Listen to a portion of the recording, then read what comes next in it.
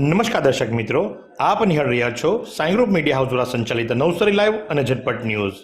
દિવસભરની ઘટનાઓથી અવગત કરાવતું એકમાત્ર બુલેટિનમાં જુઓ દેશ અને દુનિયાના આજના મહત્વના સમાચાર.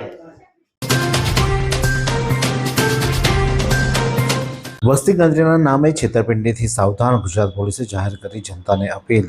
આજના ડિજિટલ યુગમાં સાયબર ગુનેગારો અવનવી ટેકનોલોજી દ્વારા લોકોને છેતરી રહ્યા છે, ત્યારે તાજેતરમાં ગુજરાત સહિત દેશમાં મોટા ભાગના રાજ્યોમાં ડિજિટલ વસ્તી ગણતરીની શરૂઆત હવે ડિજિટલ ફ્રોડનું એક નવું રૂપ જોવા મળી રહ્યું છે. ત્યારે વસ્તી ગણતરી સેન્સના બહાને નાગરિકોને શિકાર બનાવવાનું એક મોટું સાયબર ક્રાઇમ કૌભાંડ સામે આવ્યું છે. સાયબર માફિયાઓ દ્વારા આચરવામાં આવતી આ છેતરપિંડી રાજ્યના નાગરિકો સુરક્ષિત રહે તે હેતુસર ગુજરાત પોલીસ દ્વારા એક મહત્વની એડવાઇઝરી જાહેર કરવામાં આવી છે, જેમાં લોકોને સાવચેત રહેવા માટે તાકીદ કરવામાં આવ્યા છે.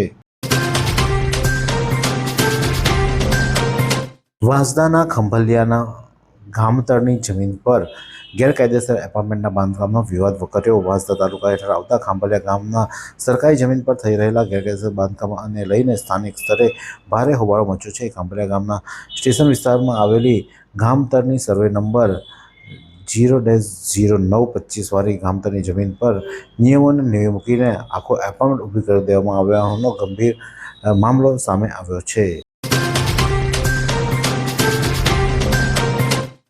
નવસારીના રણછોડરાય મંદિરથી છીણમ જતા માર્ગ પર તંત્રની ગંભીર બેદરકારી. નવો પુલ બની ગયો પણ રસ્તો બનાવવાનું તંત્ર ભૂલી ગયું. નહેર પર નવું પુલિયું બન્યાને 2 થી 3 મહિના જેટલો સમય વીતી ગયો છે. રસ્તો ચાલુ તો કરી દેવાયો, પણ પુલિયાની બંને બાજુ હજુ સુધી ડામરનું પેચવર્ક કે પાકો રસ્તો બનાવવામાં આવ્યો જ નથી. સ્થાનિક વાહન ચાલકો દરરોજ અહીં ધૂળની ડમરીઓ અને ખાડાઓનો સામનો કરવા મજબૂર બન્યા છે. ચોમાસું નજીક આવી રહ્યું છે, ત્યારે તંત્ર આ અધૂરું કામ ક્યારે પૂરું કરશે? શું કોઈ મોટા અકસ્માતની રાહ જોવાઈ રહી છે? આવા જ નવસારીના લોકલ અને ઝડપી સમાચારો માટે અત્યારે જ ફોલો કરો નવસારી લાઈવ અને ઝટપટ ન્યૂઝ નવસારીને. ચીખલીના થાલા ગામે સર્કિટ હાઉસની સામે ટર્ન લેતી વેળા ટ્રક નંબર GJ1JT 1719ના ચાલકે સ્ટીયરિંગ પરથી કાબુ ગુમાવતા ટ્રક ડિવાઈડર સાથે અથડાઈ હતી અને ત્યારબાદ ડિવાઈડર પર ચડી જવા પામી હતી. જોકે અકસ્માત સર્જાતા અફરાતફરીનો માહોલ સર્જાયો હતો અને ટ્રાફિક જામ પણ સર્જાયો હતો. લોકો મોટી સંખ્યામાં એકત્ર થઈ ગયા હતા. અકસ્માતમાં ટ્રક અને ડિવાઈડરને નુકસાન થવા પામ્યું હતું, પરંતુ ચાલકનો આબાદ બચાવ થયો હતો.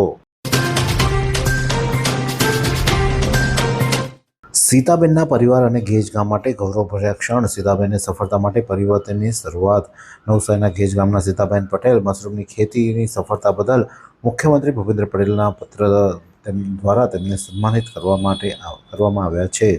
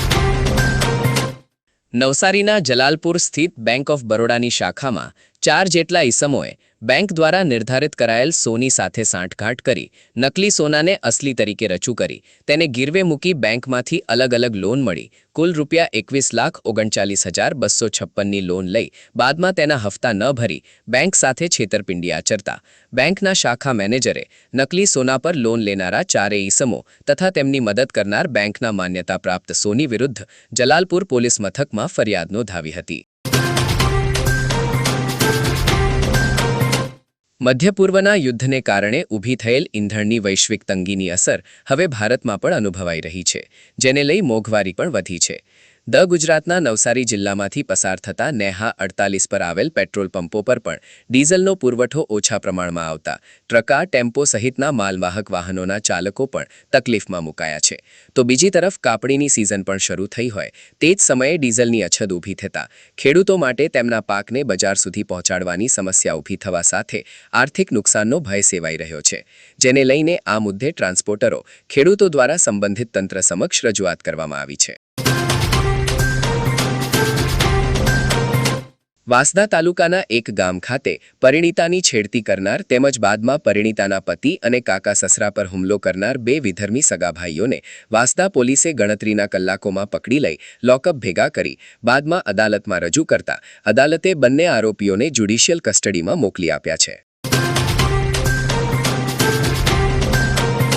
નવસારી મનપાના પશ્ચિમ વિસ્તારમાં વોર્ડ નંબર 2માં રેલવે સ્ટેશન નજીક આવેલ નગીન જીવણની ચાલના ઘર નંબર 1197ના ઉપરના 2 માળ જર્જરિત હાલતમાં છે. આ મકાનના ઉપરના ભાગે આવેલ રૂમો ખાલી છે, પરંતુ તેના નીચેના ભાગમાં હાલમાં પરિવારો રહે છે. આ મકાનના માલિક અશોક ગુપ્તા અને મીનાબેન ગુપ્તાને સ્થાનિકો દ્વારા આ અંગે વારંવાર જાણ કરવા છતાં તેમના તરફથી કોઈ સંતોષકારક જવાબ અપાતો ન હોવાનો આક્ષેપ સ્થાનિકો દ્વારા થયો છે. નવસારીના વિજલપુરના શ્રી હનુમંત સેવા ટ્રસ્ટ દ્વારા ગરીબ બાળકોને શૈક્ષણિક સહાય માટે નવસારીના દુધિયા તળાવ સ્થિત શ્રી રામજી મંદિરના શ્રી ડોગરેજી મહારાજ સત્સંગ હોલમાં શ્રી રામકથાનું આયોજન કરાયું છે. પૂજ્ય સંતરામ બાપુ ગોંડલિયા ગીર સોમનાથ શ્રોતાઓને રામકથાનું રસપાન કરાવી રહ્યા છે. કથાના 6ઠ્ઠા દિવસે શ્રી રામ જન્મ અને સીતારામ વિવાહ પ્રસંગની ઉજવણી કરવામાં આવી હતી. કથાના પ્રારંભે વ્યાસપીઠ પૂજા અને પોથી પૂજનની વિધિ છોટુભાઈ પટેલ, ભાનુબેન પટેલ, ન્યૂઝીલેન્ડ, વસંતીબેન પટેલ અને સોહિલ પટેલ દ્વારા કરાઈ હતી. એવી કઈ હોસ્પિટલ છે જ્યાં કેન્સર માટે સર્જરીની સેવા હોય, કીમોથેરાપીની સારવાર હોય, રેડિયેશનની સારવાર હોય, પીટી સીટી સ્કેન હોય, કેન્સરની પેથોલોજી હોય, મેમોગ્રાફી હોય, એટલે કે બધું જ. હા, બધી જ સારવાર એક જ હોસ્પિટલમાં હોય. તે છે નવસારી નિરાલી કેન્સર હોસ્પિટલ.